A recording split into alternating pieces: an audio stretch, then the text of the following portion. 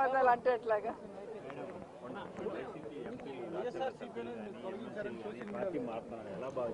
వాళ్ళని అడగాలి సార్, వెళ్తున్న వాళ్ళని అడగాలి. ఇది ఈ రోజు కాదు, గతంలో కూడా జగన్మోహన్ రెడ్డి గారి ప్రభుత్వం అపోజిషన్ లో ఉన్నప్పుడు 2014 to 19 కూడా ఇలాగ చాలా మంది మారారు.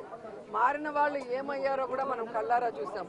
సో ప్రజల చేత ఒక పార్టీ సిద్ధాంతాలు నచ్చి ఎన్నుకోబడిన పార్టీ సిద్ధాంతాలు నచ్చి ఎన్నుకోబడిన వాళ్ళు, పార్టీ నియమించిన వాళ్ళు ఈ రోజు వెళ్ళిపోతుంటే వాళ్ళు ఆలోచించుకోవాలి వాళ్ళు చేస్తుంది కరెక్టా తప్ప అనేది. సో దీనివల్ల జగనన్నకో వైఎస్ఆర్సీపీ పార్టీకో ఎటువంటి నష్టం ఉండదు. ఎందుకంటే ఎప్పుడూ కూడా పార్టీకి ద్రోహం చేసి వెళ్ళిన వాళ్ళని ఎవరూ కూడా గౌరవించరు. అంటే ఎట్లాగా